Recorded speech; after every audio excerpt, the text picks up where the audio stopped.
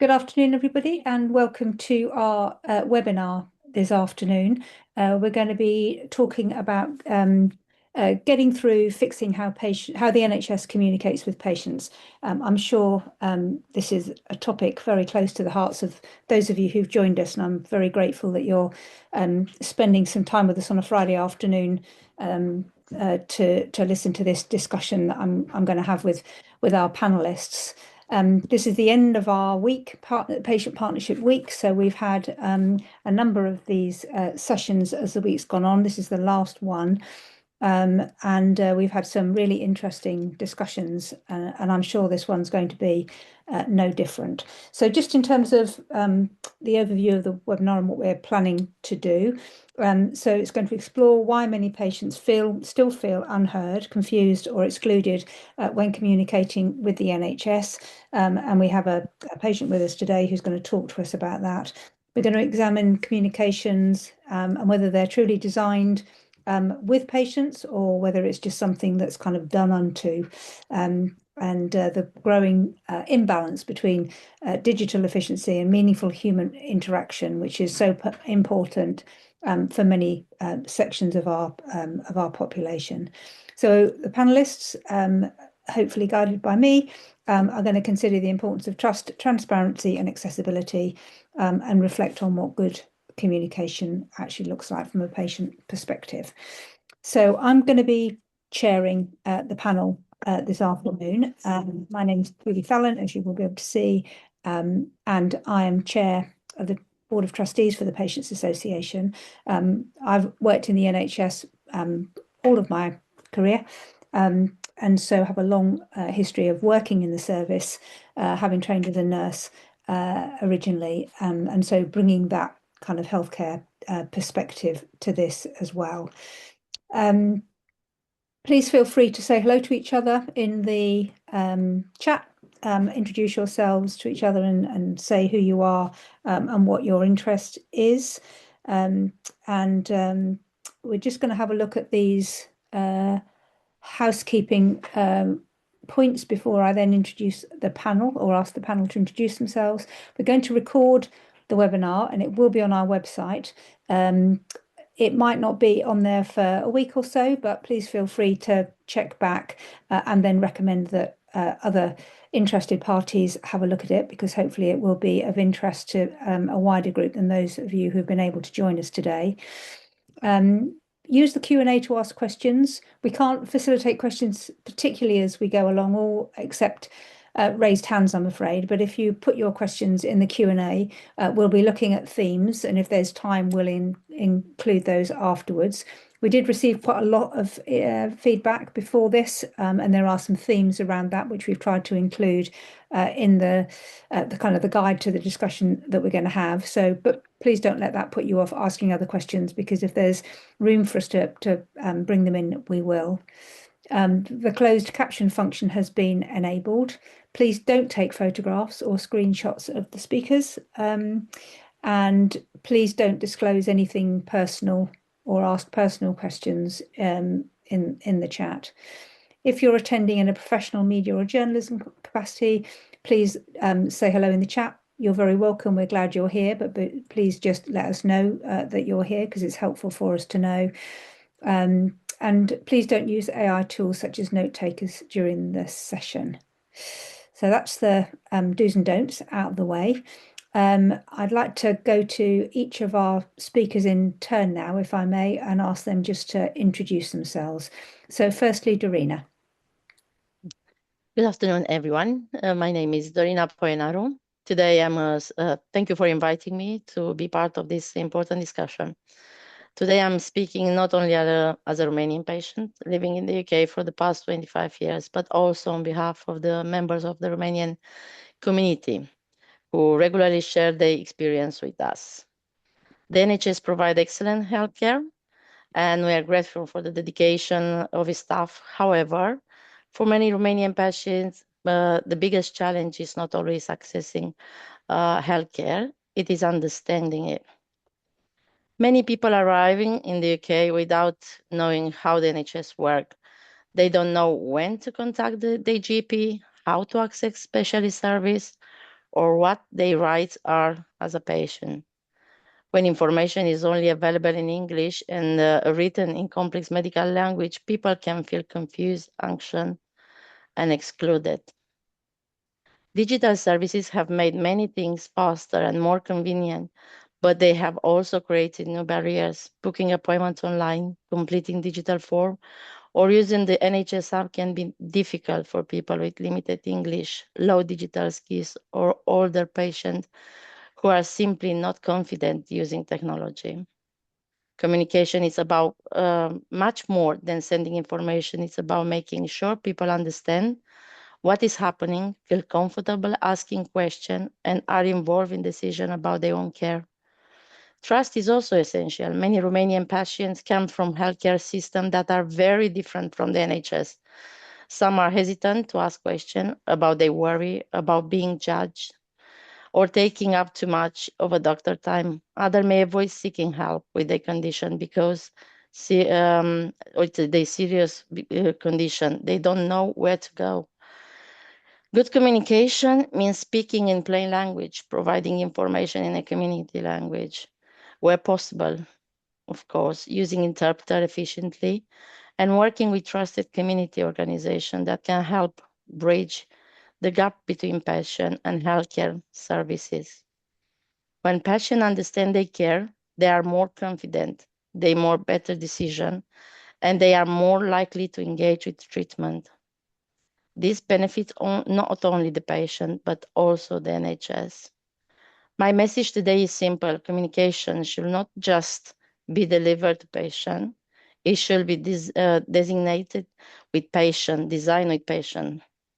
By listening to diverse community and understanding their different needs, we can create healthcare that is more accessible, more inclusive, and more compassionate for everyone. Thank you.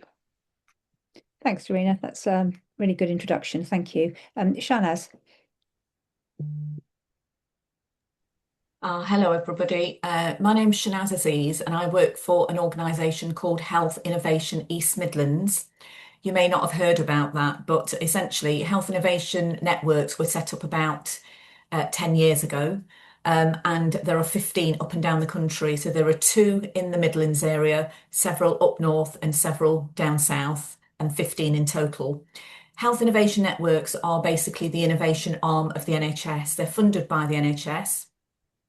And it's very much about bringing the NHS connected to innovators, voluntary and community sector, patients and the public to drive innovations into the NHS a lot quicker.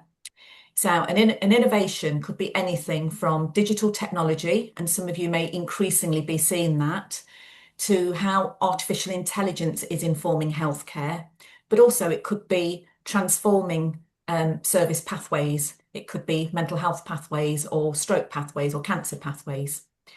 So innovation has been around a long time, but it takes about 13 years to bring an innovation into the NHS because the NHS is a big bureaucratic organisation.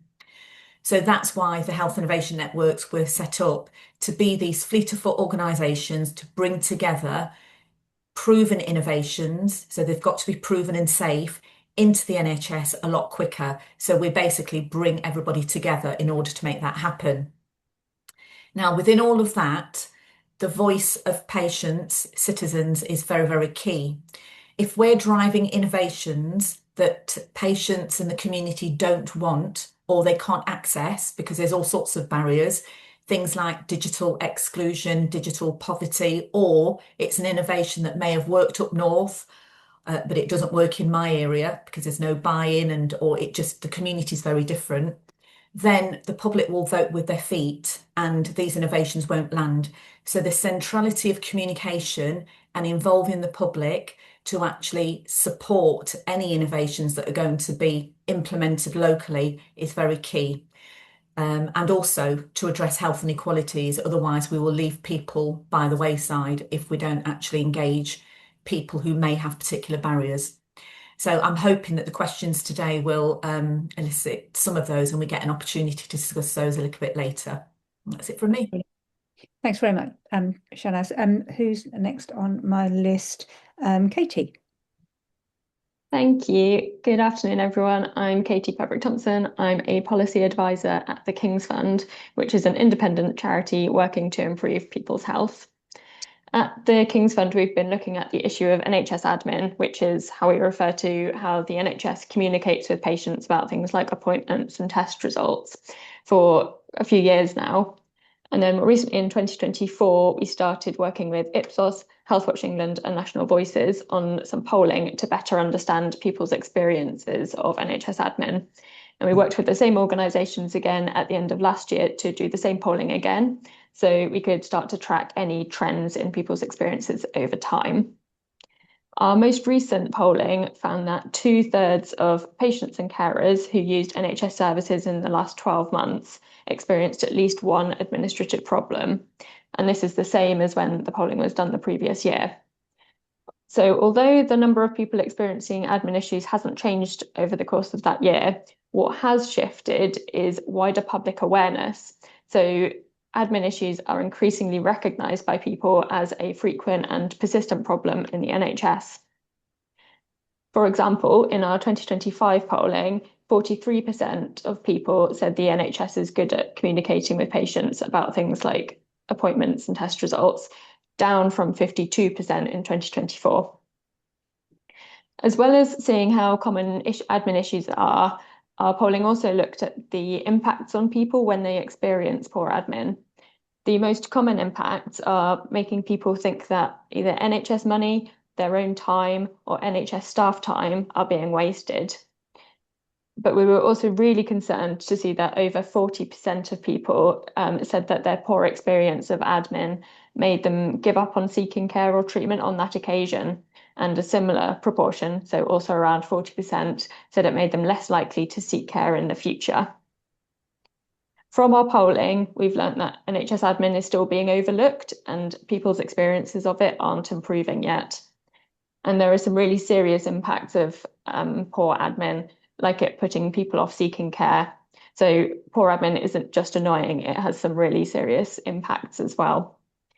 We also found that poor admin is felt unequally. People who have one or more long-term conditions, people who are struggling financially, people from global majority backgrounds, and carers are more likely to experience admin issues.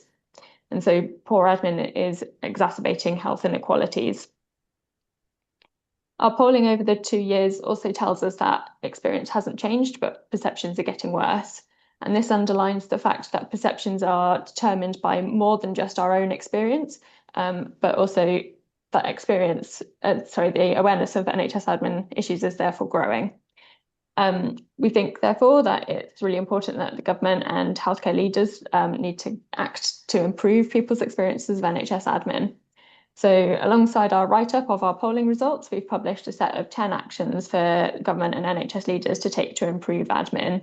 These include actions around making admin a national priority for the NHS, making the expansion of digital and technology work more for people, the importance of patient feedback and involvement in improving admin processes, recognising the value of the admin workforce in improving people's experience of admin, and sharing learning and best practice around admin as well. All our work on admin is on the King's Fund website if you'd like to read more about it, but I'll pause there for now. Thank you. Thanks, Katie. Some really interesting statistics in there and work that you're doing. So thank you for introducing that to us. I'm sure more of that will come out in our discussion. Selena, thank you for being so patient. If you'd like to introduce yourself now as well, please. Thanks, Julie. Hi, everyone. I'm Saliha. I'm the Cancer Health Inequality Lead for a voluntary sector organisation, and we cover the West of England. And we partner with Macmillan because I work on cancer.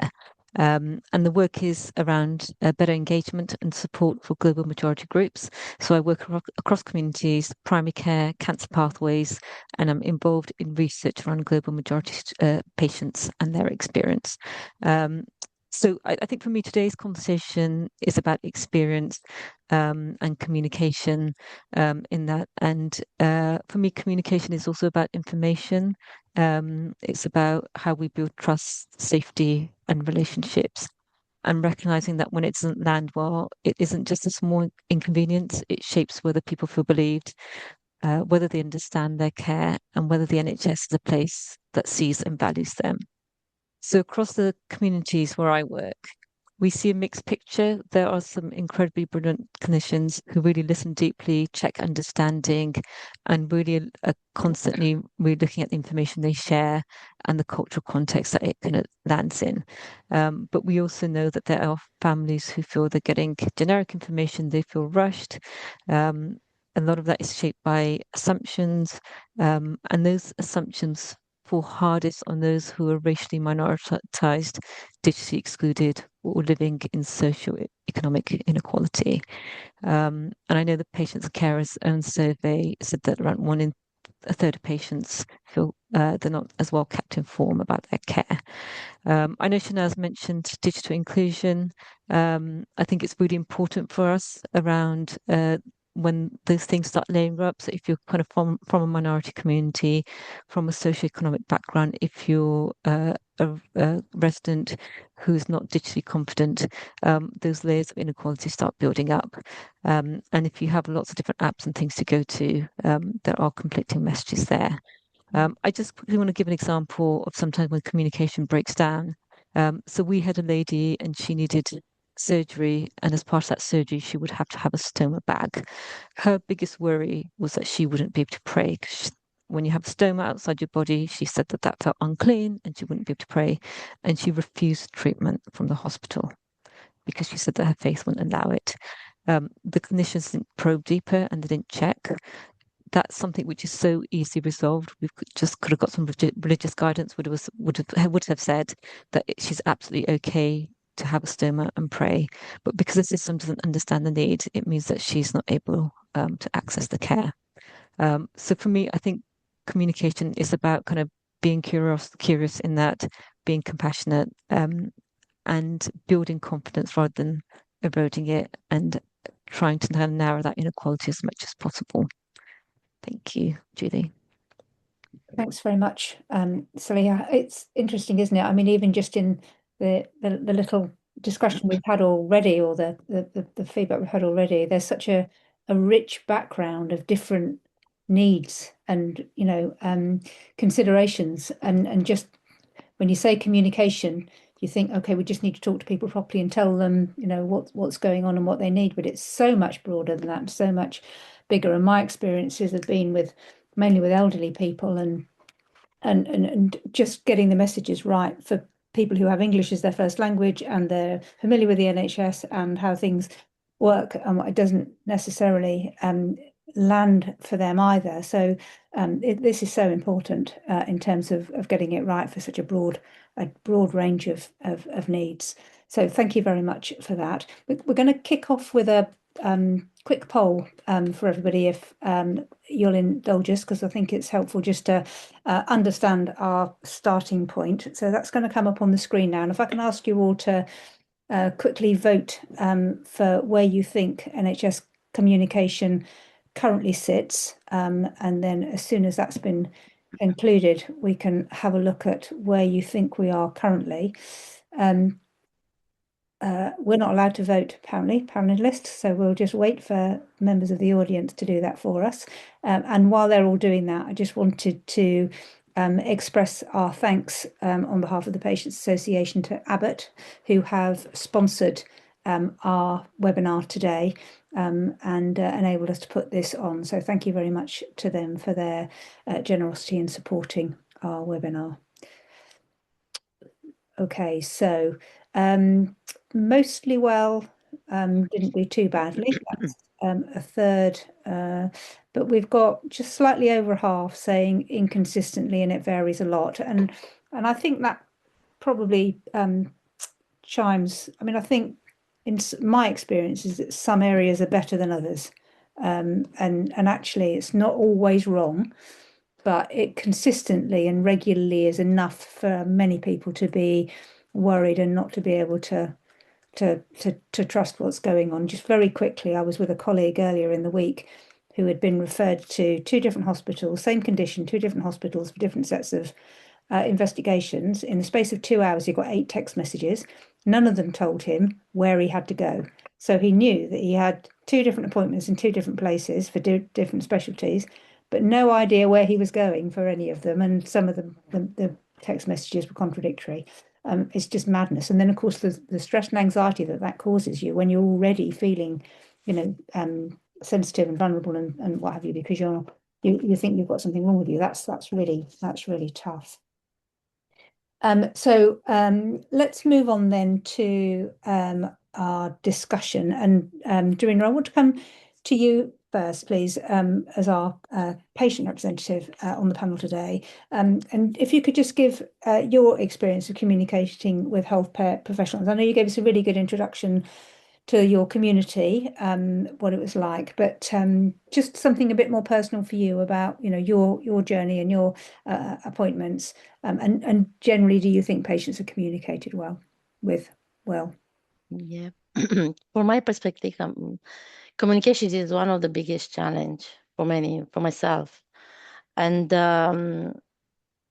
especially when as a patient, when you meet, most healthcare professionals are kind and want to help, but the way information are communicated doesn't always meet the patient need. For myself, the consultation itself can help. It's rushed. I feel rushed all the time. As a patient, it's always that 10 minutes that I have to go. Especially being online now, I think it's more frustrating. I'm facing that myself now, as my GP is going online, and I think by NHS I cannot use the app. Even though I called them, they send me the link. Still, I found it difficult. Imagine for other people, which they don't speak the language at all. So it is. So outside the appointment as well, the communication is very challenging. Receiving letter and as you mentioned, text messages, and you don't know where to go and what to do. It's again frustrating being having English not as the first language. Letters as well are often written in complex medical language. Appointment system is increasing, are increasing slightly, going to digital, as I mentioned. Important information is not always available in community languages. I think it's challenging for us. And maybe old app made now should allow to be translated into different language. And I think many of them are going towards that as well, which is excellent, I think. I don't think the issue is that the healthcare professional don't care. I think the system is under pressure, and communication is often designed around process rather than around patient. Given information is not the same as making sure it is understood. It's very, very important to, again, I will come back to the digital as well and what I'm facing. It's, I think having that conversation over the phone and talking about how you feel and why you want that appointment is important, rather than going into an app and saying whatever you have to say there. There are some simple ways to improve, in my opinion. Need clearer and plain language communication, better access to interpreter. I think it's important. Sometimes when I go now and I saw, the GP, they still ask a patient to bring, at my GP, to bring their own interpreter, which I think that shouldn't happen now. And to be more culturally appropriate information, it's important to. Healthcare providers should also work more closely with a trusted community organization. As I mentioned, I keep that as a patient, often feel more comfortable asking questions in familiar settings, places. Having maybe professional which speak in my language, it's completely. It make me feel open and confident, and Finally, good communication is about working together. As I mentioned, as a patient should feel listened and respected, and involved in a decision about their health, and their care. the decision should be taken together with the patient, and yeah, show the empathy and the understanding of the language. And when people understand what is happening and feel confident to ask questions, they are more likely to follow treatment, attend appointments, and have better health outcome. That's good. That is good for the patient, and it's good for the NHS as well. And in terms of the community, they always come to us and ask. I wasn't able to go to this appointment because I've been last time and there was no interpreter, so what's the point going there, even though I need your help?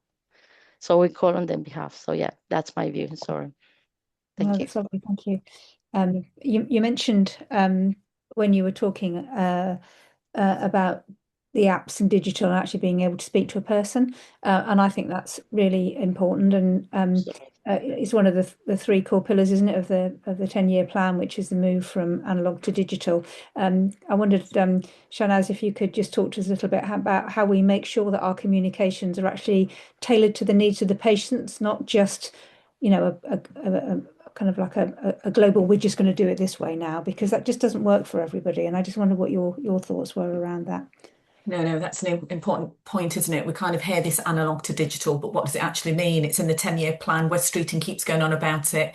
You know, this whole sort of concept about digital first. But that works if people are digitally included, and we can't assume that all communities are. So if we're looking at what does it actually mean? So people might have noticed that traditional ways, if you look at analog, would be you could book your appointment by phone in person. You've got paper medical records, you've got letters that are sent by post, you've got paper prescriptions, you've got face-to-face consultations. If we shift more to digital, you'll notice that your booking appointments are online, often through an app. You'll notice there are electronic patient records versus paper records. You'll notice that you might be receiving appointments by text message or emails, or notifications through the NHS app rather than letters. There'll be electronic prescriptions that are sent directly to the pharmacy.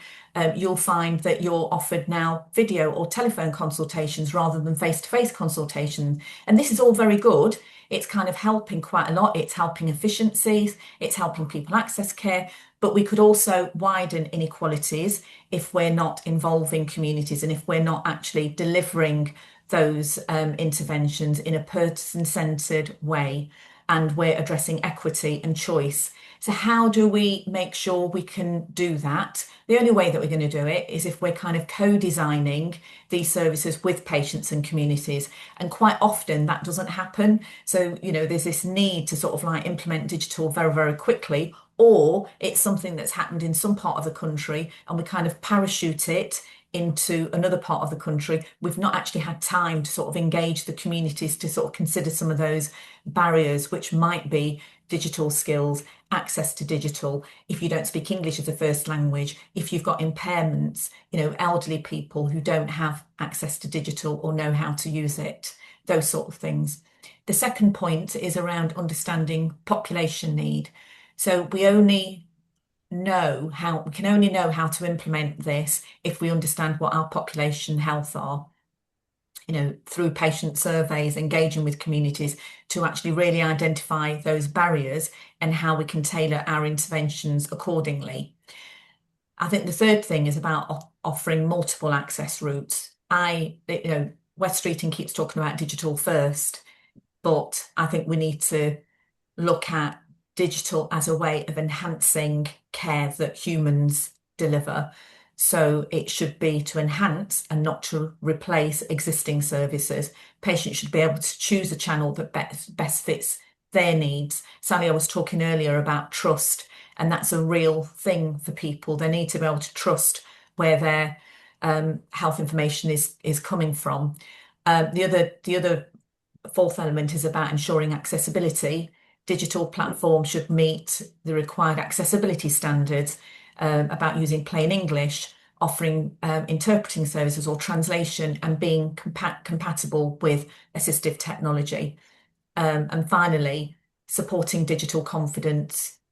We kind of assume that everybody is digitally skilled out there, and they may not be. So offering training, identifying digital champions, community-based support within the voluntary and community sector, who are really the grassroots communities that have that interface with community and can actually help people.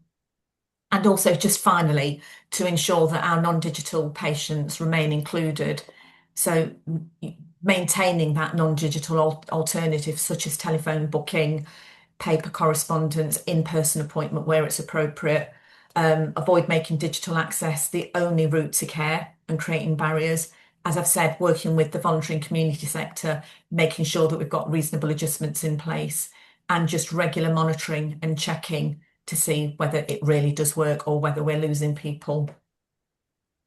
That's really helpful. Thank you. It's such important points there. I want to just change tact slightly, Katie, and come to you and talk about, those people that are maybe struggling financially as opposed to digitally.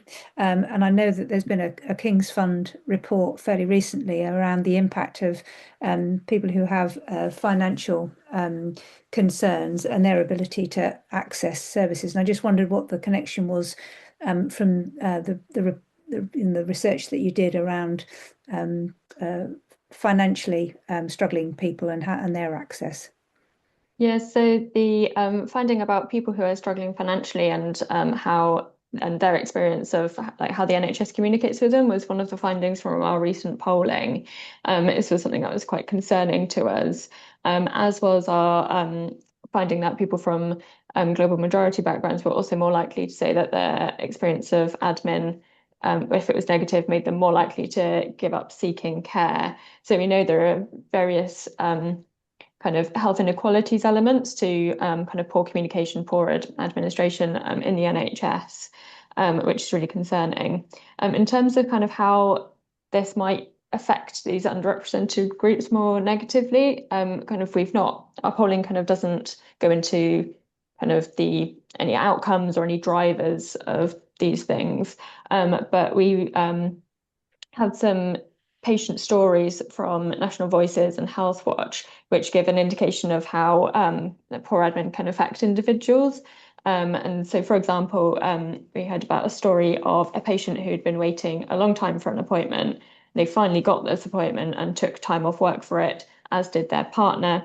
They both had to travel across London to get to it. But when they arrived at the clinic, they were told that the clinic had been cancelled. And the clinic could have phoned them, but didn't. They only found out once they'd arrived at the place that the appointment wasn't going ahead. And so this person and their partner lost money from the travel expenses of traveling to their appointment and potentially also lost earnings from taking time off work. And so if, for example, someone is already struggling financially, experiences like this can have a really negative impact on them. And we've also known from other patient stories that were shared with us, they really highlighted the stress and anxiety and disruption to people's lives that poor administration can cause. So we think it's really important that the health system particularly listens to and makes an effort to understand the experiences of people with different needs and who have had different experiences in the health system to help make experiences of admin and access to care more equal for everyone. Thank you. That's interesting. It's a different perspective. And Salah, can I come to you now? Like you work across all areas of health and social care. And do you think the NHS is actually learning and devising new ways of communicating with patients, or do you think it's actually just the same or getting worse? Yeah, I think, Julie, certainly there's evidence that the NHS is learning.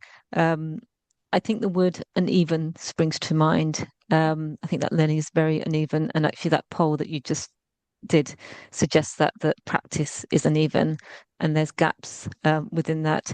It just reminded me the example that you gave, Julie, of getting lots of text messages. We had a gentleman who had learning disability and he had to coordinate between appointments and had letters and text. And so you can imagine having to navigate those text messages when you've got a speech impediment, you've got esophageal cancer, and you've got learning disability. And you're having kind of bombarded with these text messages. So I think we have to really look at how we're communicating. But yeah, we are seeing changes. I think there's certainly better working with the voluntary sector organisations, and it's helping colleagues in the NHS recognise that there's barriers. patients are definitely able to advocate better, and we're kind of supporting them in doing that. I think there's still kind of that structural problem. And I think there's something about workforce which has to be representative. If the workforce looks representative, you've got more diverse views, you've got different experiences, and clinicians are going to patients better informed, and patients feel believed. So I think that shift in understanding is really significant. I'm certainly seeing better, kind of more change at policy level. Just last week, I was on the cervical cancer call, and they're looking at information for learning disability. How do lesbian women, how do women from religious communities where monogamy is emphasized, participate or excluded from cervical smears? The problem is that's not cascaded down. So it's brilliant having those conversations at policy and research level, but where's a bit when it kind of passes down to healthcare professionals who are actually meeting the people? And I think that bit's enabling as well. Just in terms of, did you kind of want me to go into practical examples as well, Julie, or just?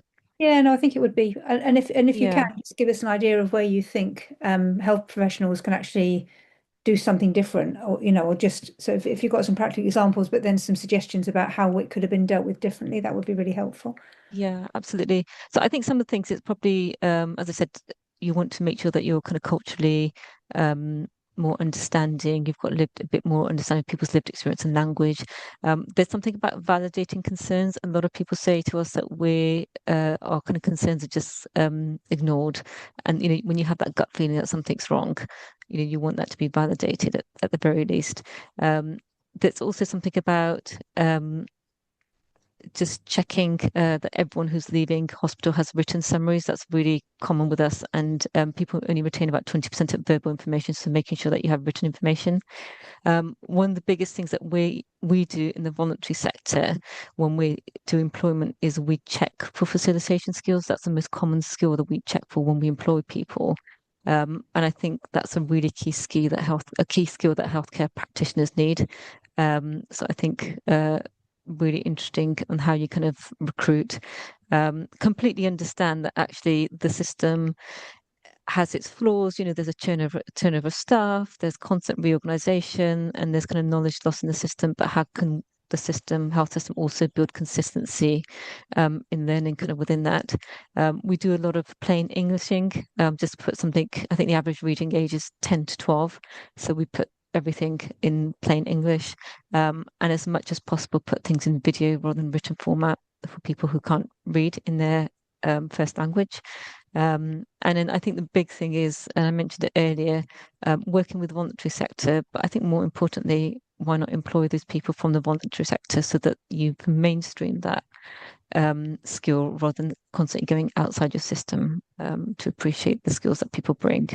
So that's kind of the big things that kind of come to mind, but I'm happy to kind of take any questions after if people want to ask about that. Thank you. Doreen, can I just come to you just to pick up on, because we've heard from our other panelists some of the examples where different elements impact on communication. So how does that feel from a patient perspective when the communication is poor? How does that affect your confidence in what's going to happen to you? I think, yeah, the trust and the accessibility, it's at the foundation of the good healthcare communication. It does affect me. I mean, I can lose appointment. I can lose, and sometimes I can just, go to my country and use the services down there.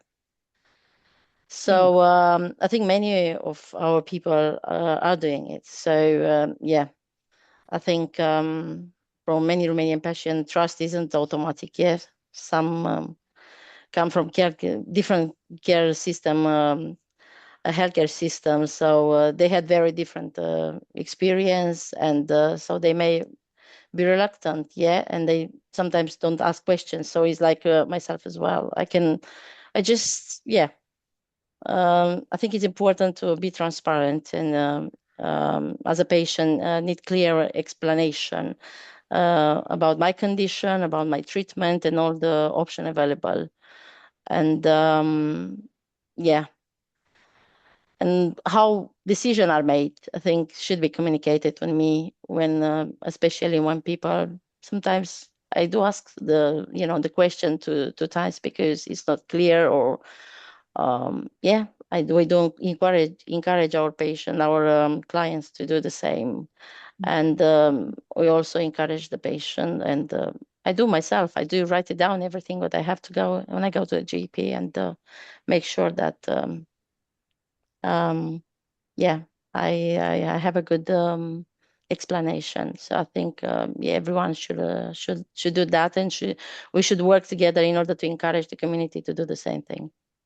That's great, thank you. Shanaz, can I come to you and just ask what advice you would recommend is given to patients who just don't feel like they're getting the communication in the way that they need it? Yeah, so I think the single most advice I'd give to people is that they have a right to accessible, understandable, and person-centered communication. I feel that people should feel empowered to speak up and ask for adjustments to enable them to participate in their care. So some practical advice I would give to patients and citizens is to tell healthcare teams what you need. Explain very clearly your preferred way of communicating, whether that's in large print, easy read, an interpreter, British Sign Language, text messaging. Quite often people will say, we don't know. So I think that's the first advice I would give. Just if it's in simple English, let people know what you need. Ask for reasonable adjustments. Certainly in terms of disability, people have got a right by law to have accessible information, and they've got and NHS organisations have got a responsibility to make sure that that reasonable adjustment is made for people who have got communication barriers as a result of disability. Make sure that this is recorded, because then that will be in your notes and hopefully should flag if you need that adjustment further on. I would also advise that people bring an advocate, bring someone with you that can actually help. This often happens. It could be a community member, family friend who can advocate on your behalf and make sure that your questions are answered. I think somebody was put in the chat, or somebody said earlier, when you're ill, you're frightened, you're afraid, you're very vulnerable, you're in pain. And all those barriers means that the onus is actually on the NHS and the people that are providing that communication to make sure that they're meeting your needs. Often that's difficult if you can't do that yourself, so bring an advocate. Ask questions until you can understand. I know that this is really, really difficult because sometimes you feel that people might be fobbing you off, or that or healthcare professionals might get frustrated if they feel that they've conveyed a message, but you've not understood it. But feel empowered to say, I just don't understand. I work within the NHS and I sit in meetings where I've been working in the NHS for nearly 30 years, and I sit in meetings with innovators that are bringing their ideas, and I have to stop them literally within minutes and say to them, I don't understand what you're talking about. Your product is very close to you. You understand it, but I don't. Please explain it to me in a way that I understand. So I feel confident enough to do that, but I would urge people to do that. And use feedback channels. If you feel that your communication is not being met, there are services like the Patient Advice and Liaison Service. There are complaints processes that people can use. It's a resort that works well. And often I find I've used those channels myself where I felt that things are not being met. And it's amazing that within literally hours you get a response, because nobody wants a complaint. I'm not suggesting that you do that, but if you feel that you've exhausted every avenue and you feel that you're not being listened to, then do that. And seek support from community organisations, charities, advocate organisations, local community groups that can help you. If I was giving advice to healthcare organisations, if you're a healthcare organisation on the call, I think it's just a gentle reminder to say that communication isn't a one-size-fits-all. Every interaction should always begin with what matters to you. How can I communicate with you in a way that works best? And we should just always constantly be doing that. I think there's some really valuable advice in there. Thank you. And just to add to that, something that I would always suggest is take somebody with you, if you can, not necessarily just an interpreter, but some advocate representative. The research that we heard earlier about how much information is actually retained or understood. Again, I went to a GP appointment with my uncle a few weeks ago, and we were in there for probably about 15 or 20 minutes, and the GP was asking him lots of questions and he was answering her, and she was, I thought, doing a really good job at kind of talking to him and trying to make sure he understood what she was saying. And when we came out, we got back in the car again, and he looked at me and said, "What did she say?" So and if he'd walked away from that on his own, having been in there, she would have thought, "Oh, that went well. He seemed to understand what I was saying. He answered the questions correctly." But if I hadn't been there and couldn't then reinterpret what had been said and have the conversation with him, then he would not necessarily have known what was going on or accessed anything, and that would have been really difficult. So if you are in a position to, if it's whether it's a relative or it is an advocate from another organization, taking somebody with you who can hear what you don't hear, I think is often a really good idea. Can I just ask a question to kind of, I'll go around and ask all of you really, which is, on a more global level, what do you think could be done at kind of a national or like a local healthcare setting as opposed to individuals? What could be done to actually improve this? If I can come to you, Katie, first, because you've done lots of research in this kind of area, and then we'll go around, and I'm going to finish with Dorina, because I want the patient perspective to be the last one we hear. So Katie, can I come to you first? Yeah, of course, thanks.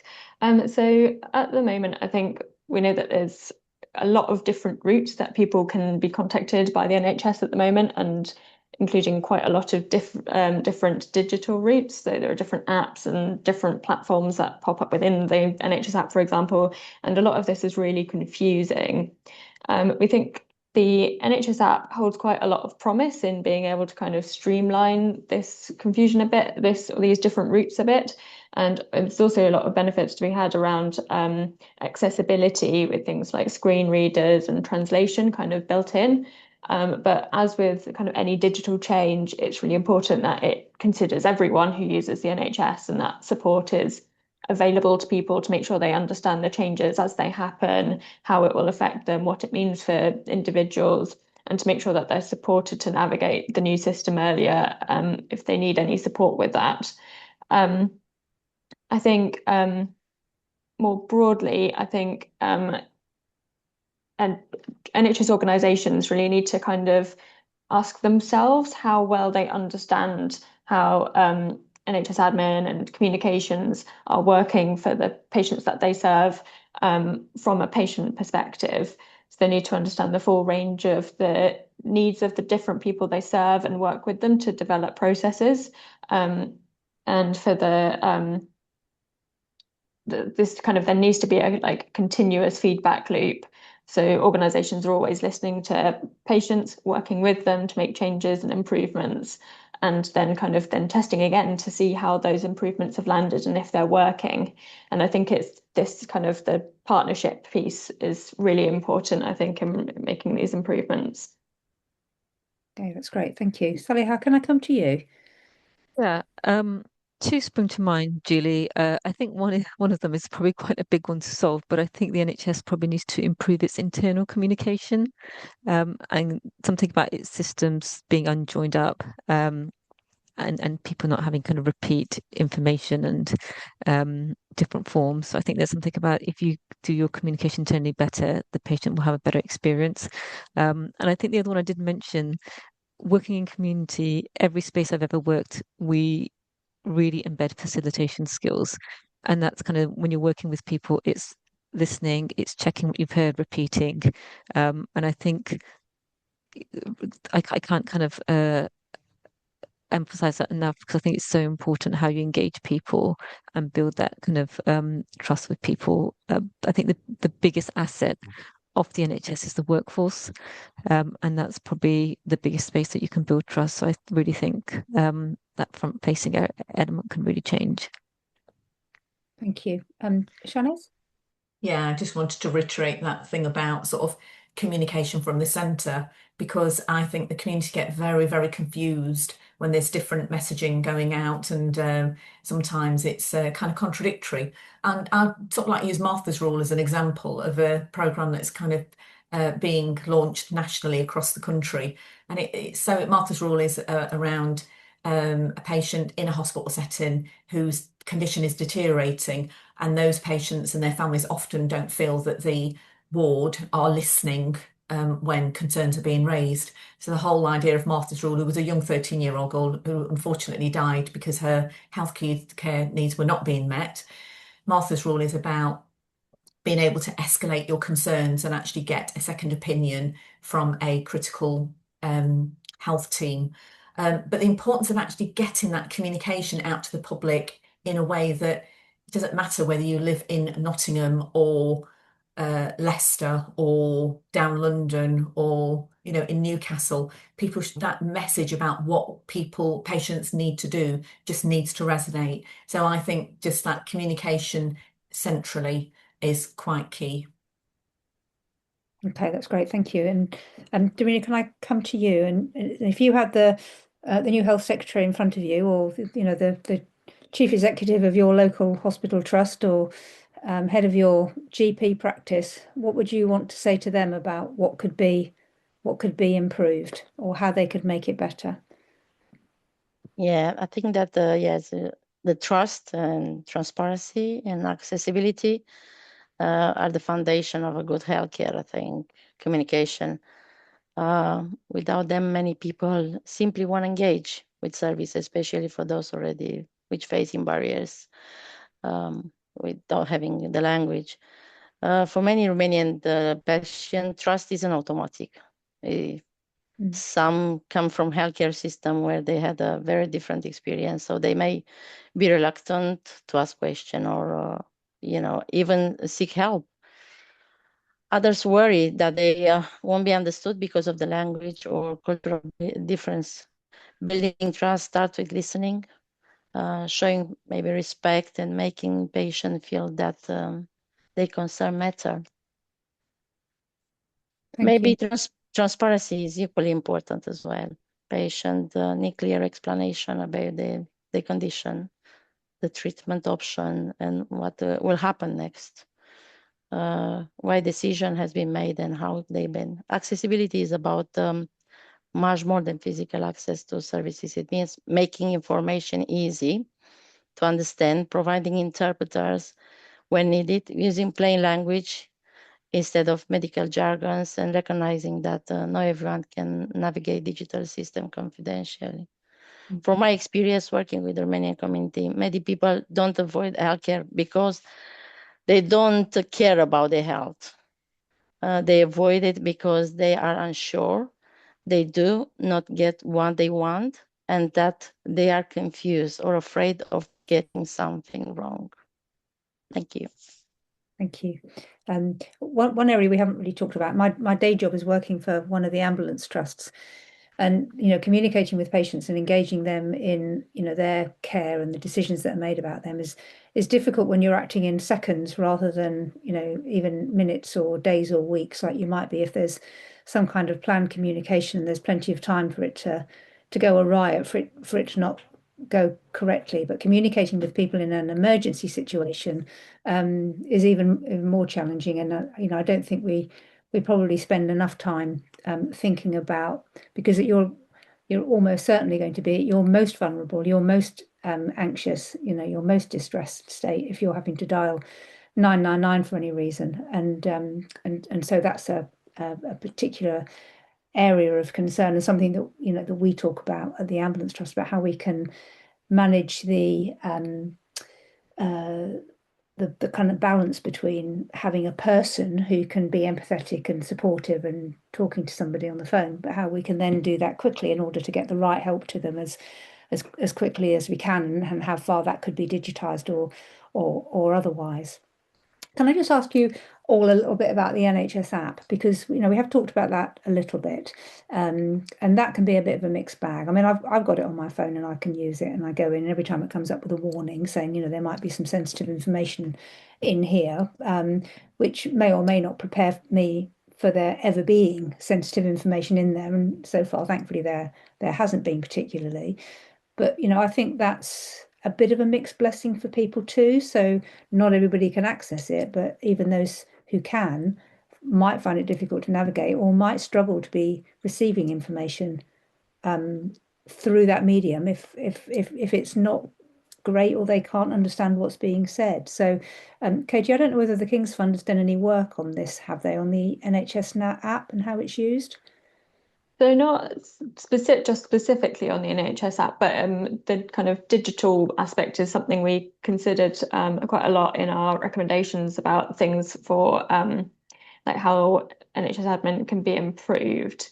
And so a lot of that was kind of making sure that the digital shift considers everyone who uses the NHS, and this is kind of in any change in digital process, whether it's a national change or a local change, to make sure that support is available to help people understand the changes and what they mean for them.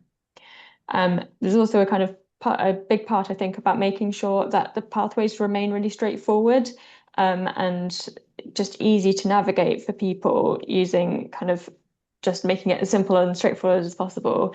So not having additional platforms within platforms. Like, I know I was looking at my NHS app the other day and found that it was trying to direct me to another platform to get access to certain records within the NHS app. And I think the plan is for, particularly if there's the single patient record, if that does happen, then I think that would mean that there wouldn't be a need for kind of going to other platforms within the NHS app to try and get your record. It would all be housed in one place in the app, which I think would make it a lot easier for people to kind of understand what's happening with their care, what has happened at previous appointments, and to kind of, just help them to understand more about their care, and that can kind of just help people act on it and know what's going on. And I think it could be really helpful. I think another thing that's kind of been announced as that could happen with the app is about enabling better two-way communication between people and patients and carers as well. So parents and carers, and between them and clinical and admin teams. And I think this could be really beneficial, because we hear a lot about people not being able to kind of say find the right phone number to get in touch with the clinic if they need to rebook their appointment, for example, or if they're waiting for an appointment and something comes up and they need to ask a question. So I think the NHS app, if some of these changes, if and when they do happen, I think they hold a lot of promise. But I think just there is a real need to make sure that this is all done inclusively, and that people are supported through this change, because it is a big change to how things have been working. So I think really promising, but there's also a lot that needs to be done to make sure it comes off well for everyone. And indeed, and as we spoke about earlier on, that it's actually accessible. So I think for younger people who operate in this world all the time, their kind of medical support and care through an app is kind of commonplace for them. But for people like my uncle, he doesn't even have a mobile phone that he can use. So this is really difficult and confusing for them. Hello. Hello. Have we lost Dorina? No. Sally, can I just ask you whether what your experience or of the NHS app is, and whether you've got any thoughts about the use of that and how that might include or exclude people? Yeah, Julie, I've not had a great deal of experience, because I have to be quite honest. But the experience that we have had, a lot of the global majority communities really like it, from the ones that we've seen. I know there's kind of obviously accessibility, language, all of that. But I'm talking about the ones who have used it and are getting, test results back and they can log on anytime. They found it really valuable. I think there is a gap in, as I said, digitally excluded, and that's the older generation, definitely. It's rural communities. But I remember in lockdown, a lot of younger residents were standing outside libraries trying to get Wi-Fi signals. So there's, socioeconomical barriers as well. So I think there is probably some work to be done to ensure that those people who don't have access in different ways can definitely get that. And of course, there probably are other barriers as well, for some of the communities we work with in terms of language, and been digitally enabled. But yeah, I haven't had too much experience, so I can't speak to that too much. No, that's great. I'm afraid we've come to the end of our hour. It's gone really quickly, and I'm really grateful to all of you for participating this afternoon on the panel. Thank you for your thoughts. And thank you too very much to all of those of you in the background that I can't see for joining us this afternoon. I think it's been a really rich and interesting conversation. And as I mentioned earlier on, it will be available on our website for those of you who might be interested in either watching again in case there was anything you missed, or sharing with other people so that they can see it. So in the meantime, thank you very much indeed again to the panelists and to everybody for joining us, and also thank you to our sponsors, and particularly Abbott for sponsoring this particular event. And if you would be interested in joining us as a member, it's free to join. Please check out our website, and there's loads of information on the website about all other things patient related. So please feel free to go and have a look and see if there's anything on there that's of interest. But thank you very much, everybody, and we'll say goodbye for now. So thank you, and thank you, panel.